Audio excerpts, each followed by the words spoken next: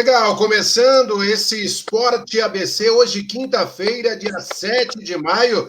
Seguimos aqui na cobertura, em meio à quarentena, falando sobre tudo aquilo que envolve o esporte, também as informações, as principais notícias. Rodízio em São Paulo, a coisa vai ficar um pouco mais rigorosa. O prefeito Bruno Covas acabou de decretar que os rodízios serão placas final par, não rodam nos dias pares, placa final ímpar roda nos dias ímpares. Quer dizer, a coisa ficando cada vez mais rígida na cidade de São Paulo. O ABC Paulista ainda não está sendo seguido esse rodízio, mas há uma expectativa muito negativa aí em relação à possibilidade disso acontecer também nas cidades do Grande ABC. Com a gente hoje na live, Edgar Montibora, executivo de futebol da equipe do Esporte Clube Santo André. Primeiro, eu já abro dando parabéns ao trabalho que foi feito até o momento que a competição durou, não, Edgar? Boa tarde. Boa tarde, Luciano. É um prazer falar contigo. E é uma pena, né? Tudo isso que está acontecendo, não só para essa parte de saúde das pessoas, as contaminações, os óbitos, infelizmente, mas também a pausa da competição, a pausa no trabalho, o comércio, enfim. É um momento muito delicado que a gente atravessa aqui no Brasil e no mundo, né? Esperamos que isso possa passar o mais rápido possível. Agora, eu queria que você falasse um pouco como é que ficou a situação do Esporte Clube Santo André. Eu lembro bem, desde a abertura, né, aquele jogo diante da Ponte Preta, aliás, na parceria, né, da Rede Nacional de Notícias junto com a Rádio ABC, eu pude narrar boa parte das partidas do Esporte Clube Santo André, e a gente via um time que ia crescendo a cada dia. Ganhou uma, aí tal, aí depois tem um Água Santa, e aí vai andando, e aquela coisa, olha, falta X pontos para não correr risco de rebaixamento. Quando vimos, o time estava na primeira colocação geral. Fala um pouquinho disso aí, Guilherme.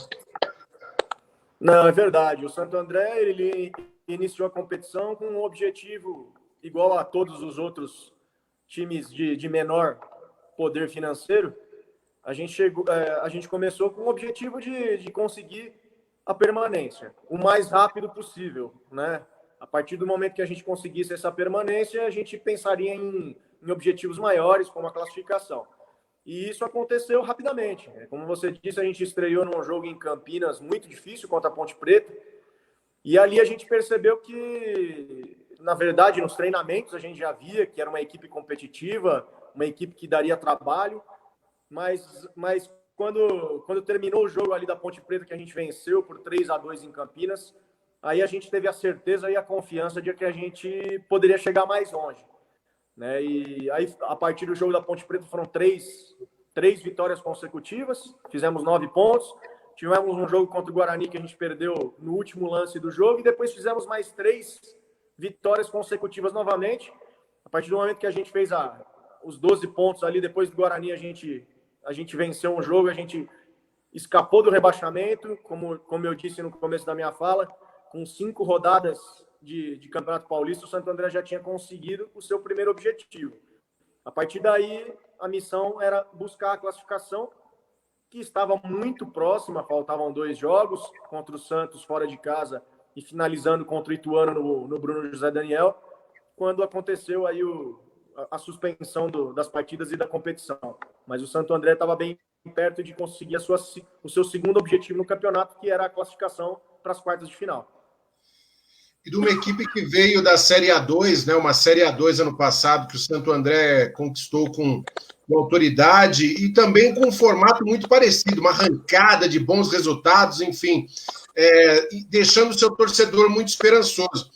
Agora, a realidade, Edgar, é muito cruel, principalmente para as equipes menores, né? No que diz respeito a contrato, e aí tem os investimentos, afinal de contas, os times maiores vão lá e pagam, as multas são pequenas, até porque os salários são pequenos. Como é que você tem tido cabeça para lidar e com agravante, né? A gente fala assim, olha, vai ter qual time quando voltar? Na verdade, não sabe nem quando vai voltar, né? Acho que esse deve ser o maior ponto de dificuldade para vocês tentar estruturar qualquer coisa. Não, é verdade. A primeira coisa é o planejamento, né? A gente fica fica bastante amarrado em relação ao planejamento se a gente não tem uma certeza de quando essa competição vai retornar. É diferente se você souber que ela volta em maio, em junho, em agosto, que seja, mas você consegue, em cima de datas, fazer um planejamento.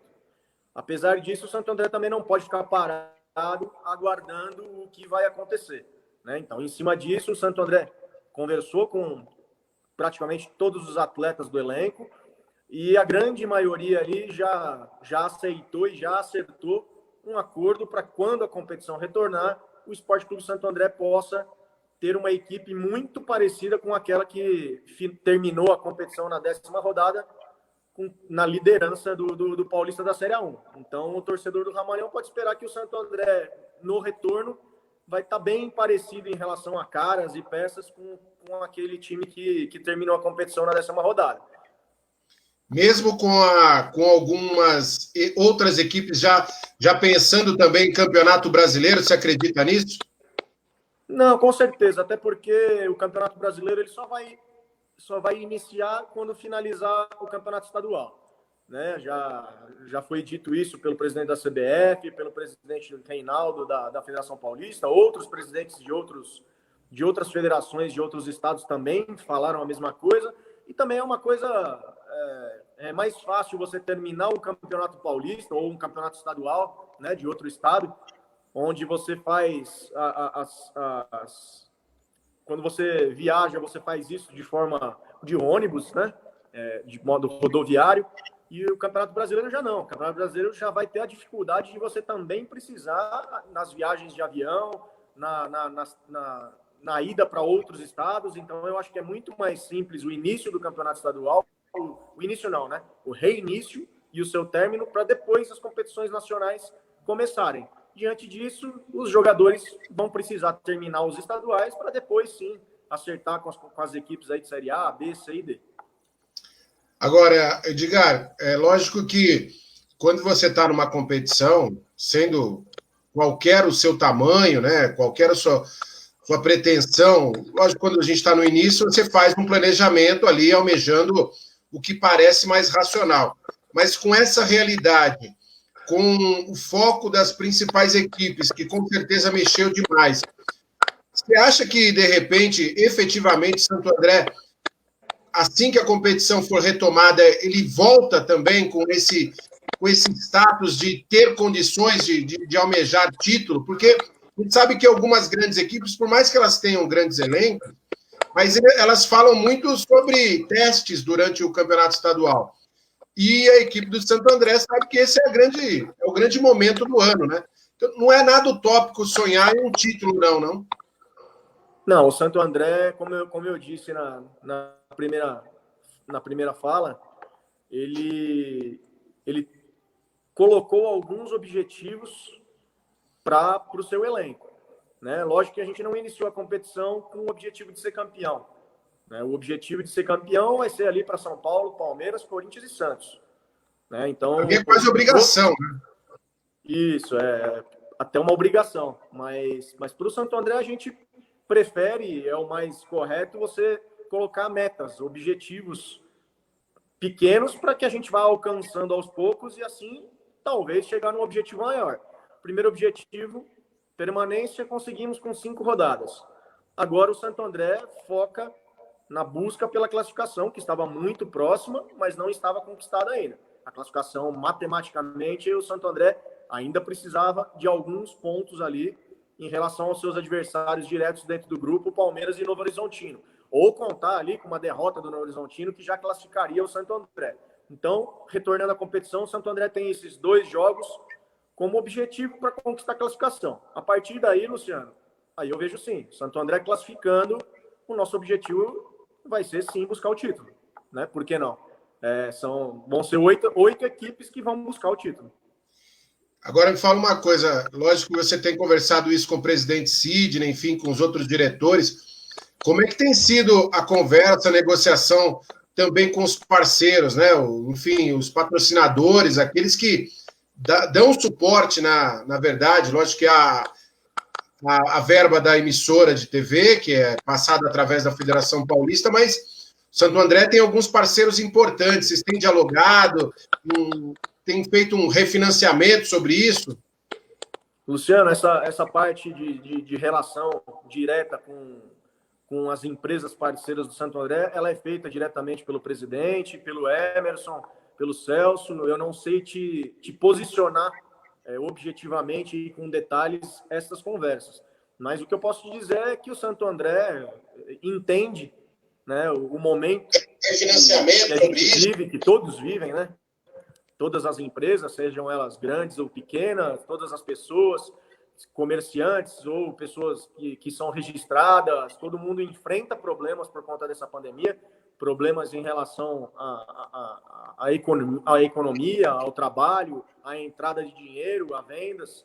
Então, o Santo André entende isso e procura, na medida do possível, conversar com seus parceiros para que quando as coisas melhorarem, os que não têm condições de continuar ajudando agora voltem a ajudar de alguma forma, os que continuam sendo parceiros mesmo nesse momento, que possam continuar ao lado do Santo André até o final do ano aí, e o Santo André continuar buscando seus objetivos dentro desta competição e dentro do ano.